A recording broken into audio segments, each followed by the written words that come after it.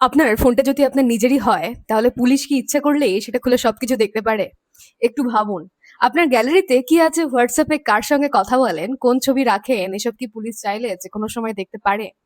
অনেকে ভাবেন পুলিশ মানেই তো আইন শৃঙ্খলার ক্ষমতা আছে, তাই ফোনও চেক করতে পারবে। কিন্তু সত্যি কি ব্যাপারটা এত সহজ? একদমই না। তবে উল্টো কথাটা ঠিক নয় যে পুলিশ কখনোই আপনার ফোন সার্চ করতে পারবে না। কোনো ক্রিমিনাল ইনভেস্টিগেশনে আপনার ফোন যদি এভিডেন্সের সঙ্গে যুক্ত থাকে তাহলে আইন অনুযায়ী সেটি সার্চ বা সিজ করার ক্ষমতা পুলিশের হাতেই আছে। বর্তমানে বিএনএস এর সেকশনের 185 অনুযায়ী নির্দিষ্ট শর্তে ইনভেস্টিগেশনের প্রয়োজনে পুলিশ সার্চ করতে পারে এবং সেই সার্চের কারণে লিখিতভাবে রেকর্ড করাও সার্চটি অডিও ভিডিওর মাধ্যমে রেকর্ড করার বিধানও আছে। কিন্তু এখানেই আসল প্রশ্ন, আপনার ফোনের সার্চ করার লিগ্যাল পাওয়ার থাকলে কি আপনার পুরো ব্যক্তিগত জীবন দেখার আনলিমিটেড পাওয়ার রয়ে গেল? একদমই না।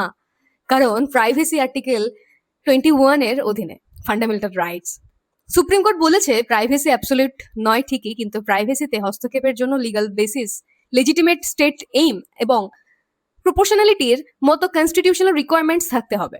তাহলে পরের প্রশ্ন, পুলিশ যদি আপনার ফোন চায় আপনি কি অন্ধভাবে সবকিছু দিয়ে দেবেন? নাকি জানতে পারবেন কোন ইনভেস্টিগেশনের জন্য কি লিগ্যাল অথরিটিতে এবং কিভাবে সার্চ হচ্ছে? কারণ কনস্টিটিউশন শুধু আপনাকে গভর্নমেন্টের বিরুদ্ধে রাইটস দেয় না, গভর্নমেন্টের পাওয়ারও একটা সীমার মধ্যে রাখে। আর সেই সীমাটা কোথায়? পরের ভিডিওতে পুলিশ কি ওয়ারেন্ট ছাড়া আপনার বাড়িতে ঢুকতে পারে, এটা নিয়ে আলোচনা করবো। এরকম আরো লিগ্যাল ভিডিও পেতে আমাদের চ্যানেলটি ফলো এবং সাবস্ক্রাইব করে রাখবেন।